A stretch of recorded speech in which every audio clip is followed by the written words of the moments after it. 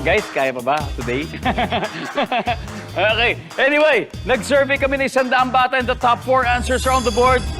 Ang tanong, sa iyong palagay, ano ang kailangan ng mahihirap? Lian. Pera po. Pera! Nandiyan ba ang pera? Top answer, Lian. Lian, pass or play? Siyempre, play! Let's go, Team Awesome! This is gonna be fast! Jessica, sa palagay mo, anong kailangan na mahihirap? Pagkain! Pagkain! Nandiyan ba ang pagkain? Boom! Pagkain doon! Sa tingin mo, anong kailangan na mahihirap? Bye, bye! Bahay! Nandiyan ba bahay? Boom! JM, for the win!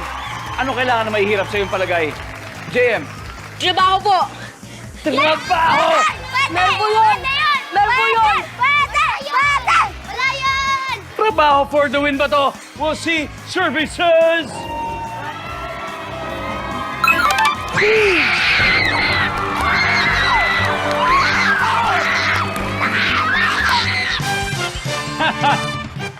Ang ating final score, Team Awesome, 522 points. Team Fantastic, 72 points. Jewel, you guys were awesome. you po. Thank you Jewel. po. Thank you, Jewel. Jinwen, napakagaling din ninyo. Thank you po. Janjan, ang galing din ninyo. Benedict. Okay lang Pero yun. nanalo sila and that's okay. Pero Okay Team lang Fantastic, yun. may 50,000 pesos dito sa Family Feud. Palakpakan po natin sila. And of course, Team Awesome. Wow naman! Sweep! Yes po. Ano ang feeling, Jessica? Masaya po. Talaga? Opo. Pati din po yung mga kasama ko. Wow! Sobrang proud ka sa kanila. Opo. Wow! Kasi nasasagot po nila yung mga questions niyo po. And I'm sure proud na proud din sa inyo ang inyong mga magulang. Yes! Di ba?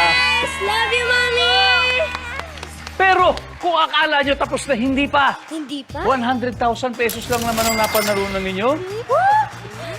At alam nyo bang pwede pa natin gawing 200,000 pesos yan? So, Cheska, sino maglalaro sa Fast Money? Pipiliin ko po si JM at saka si... Ako na lang po. Okay, Cheska. It's gonna be Cheska and JM.